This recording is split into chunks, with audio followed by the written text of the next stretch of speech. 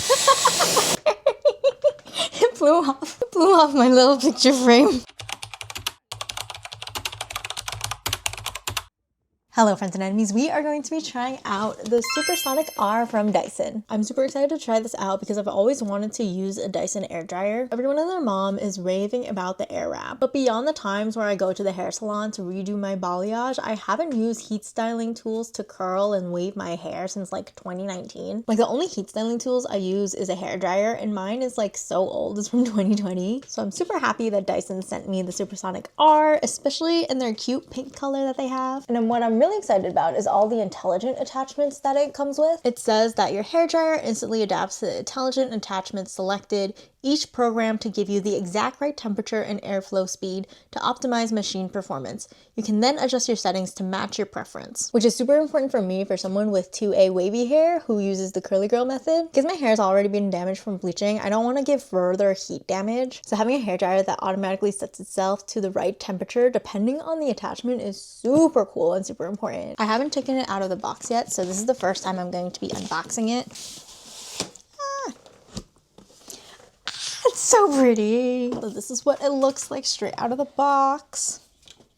Here are the instruction manuals with the QR code for the My Dyson app, a quick start guide, regulatory compliance and safety information, and then just a notice about ground fault circuit interrupters. So the quick start guide just has general information about like all the buttons, the LED lights, and then the intelligent attachments. I'm probably going to use the powerful air attachment a lot for just like my crown area and just hovering over everything. And then the diffuser for helping my waves form as they're drying. So here it is out of the box with all of the wires. The actual hairdryer itself is pretty light, which is great because if you're someone who diffuses your hair a lot like I do, sometimes drying your hair just feels like a whole arm workout. And the shape is super interesting. I'm excited to see how it'll be like. And now for the attachments. We already have one of them, which is this powerful air attachment. So here we have the Pro Concentrator. Here we have the Flyaway attachment, which I'm probably not going to use that often, or it's probably going to be the attachment that I use the least. The diffuser, which I'm super excited about. And then the wide tooth comb, which I'm probably also not going to use as often. After seeing all of the components, let's try out the Dyson Supersonic R. And I don't think it's going to do anything until I put an attachment on. Oh my gosh.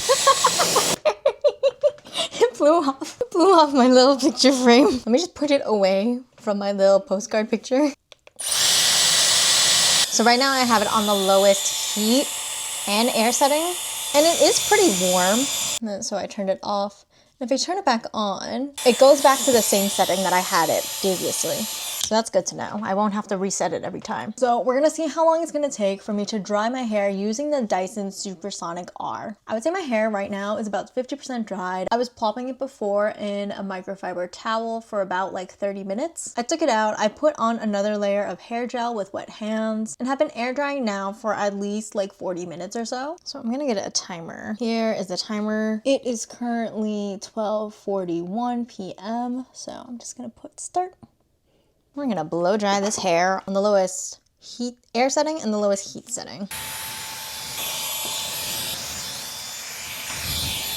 Okay, I'm pausing at 5 minutes and my hair does feel mostly dry. My roots are still a little damp, but the rest of my hair is pretty dry. I feel a gel cast forming on my hair. So I'm gonna swap out the powerful air attachment and I'm gonna replace it with a diffuser. So I'm gonna start the timer again. And let's get into this. So it automatically put it on the highest heat setting. I'm gonna put it down to I think like the medium one. It's a lot hotter than I was expecting it to be, so I'm gonna change it to the lowest setting. And then I think I'm gonna bring up the air setting to at least the medium setting. So it's been a total of 10 minutes, 5 minutes starting diffusing my hair. It's still kind of wet. I think I'm gonna speed through and still time everything just so we can see the end result and see how long it actually takes. But my hair is getting dry. The gel cast is forming. It's not like damp, but it's like kind of cold and still wet. So I'm gonna continue timing this. I'm just gonna speed up the video and I'll see y'all when my hair is a little bit drier.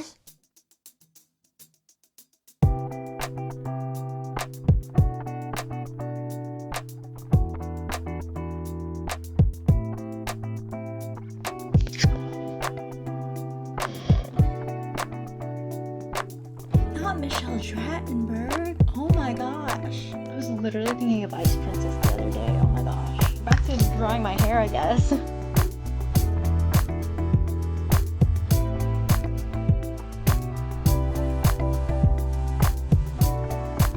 I stopped the timer. It has been 50 minutes since I started drying my hair, and I would say it's like 90% dry. I think the only still wet parts are the roots, which are always like a little bit harder for me to dry and to try to get volume at the same time. But otherwise, this is what my hair looks like. As you can see, it's super wavy and it has a lot of volume.